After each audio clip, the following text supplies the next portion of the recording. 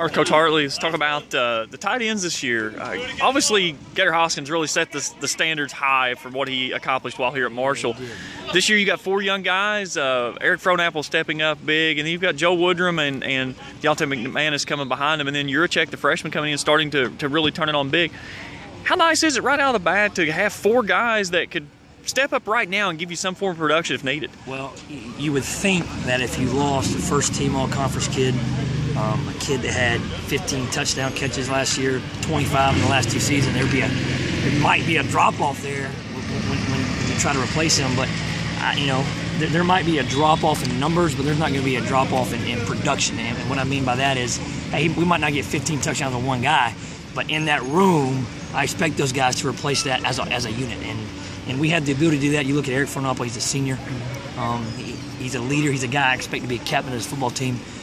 He's a little different in Gator in the fact that, Gator kind of grew up into a vocal, kind of a rah-rah guy. Eric is not going to be that. And I don't expect him to be that, but I do expect him to set a standard for our room and hold those young guys accountable to meeting that standard. And he's done a phenomenal job. He's a veteran. He knows our playbook in and out. He understands defense. He's a smart football player.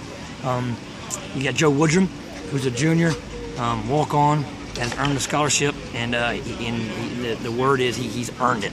He's really worked his butt off, improved his game, and he's a weapon. He's getting first-team reps in practice, the last couple of days, and he deserved that. He deserved that. And then you got 2 freshmen that I'm really impressed with. You got Deontay McManus, who's oozing with talent, who's not, wasn't a natural tight end coming in, that we've kind of tried to get into that hybrid position that we have, the Gator Hoskins mold, and he's still got a ways to go, but he's working his butt off, and we're really excited about him.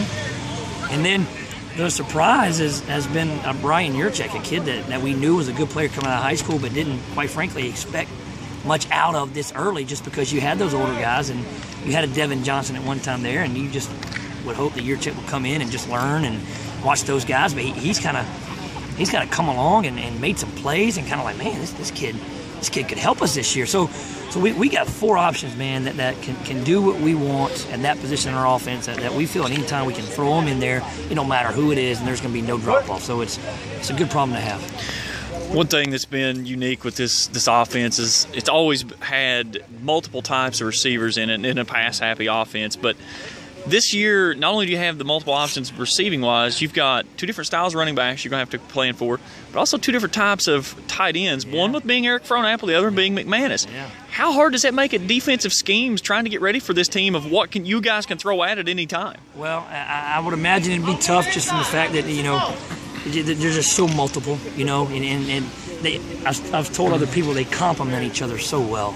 Gator Hoskins was kind of that total pack, the total package as far as the route runner and the physicality at the point of attack. And Eric has his strengths and he has his weaknesses, but McManus has his strengths and his weaknesses, and they complement each other perfectly. So we'll center our game plan around those guys, and we'll go from there, man. But we're excited. We feel really good about them. They've gained our trust, and it's be fun to watch.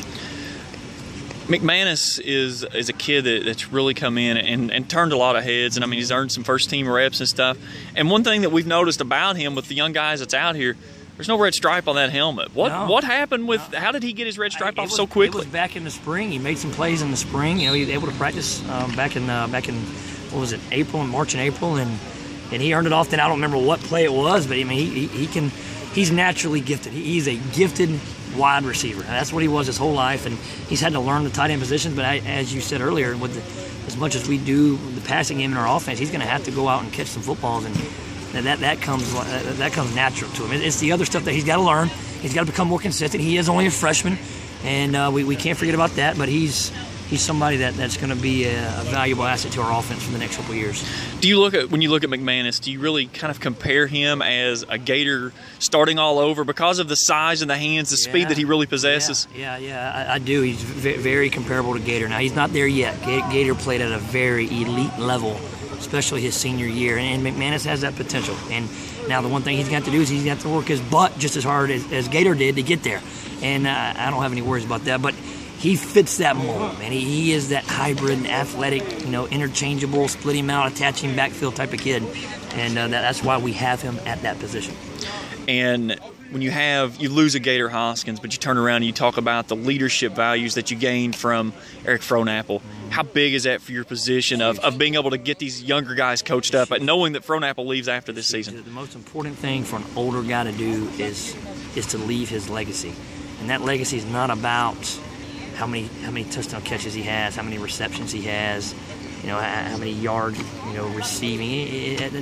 That's not the legacy I'm talking. The legacy I'm talking about is how you teach those young guys how to practice, how you teach those young guys how to go to class, how you teach those young guys how to live off the field. You know what I'm saying? That's the legacy that I want Eric Frohnapple to leave. That football comes second nature to those kids. It's all the rest of the stuff that those young kids have got to learn how to do, and they learn that from the senior leadership in our room. And Gator did that last year, and now that's what I want Fro to do. I mean, football, they'll catch and they'll score and they'll block, but it's the rest of the stuff that I want him to make sure he does before he graduates. All right, Coach, appreciate your time. No problem, man.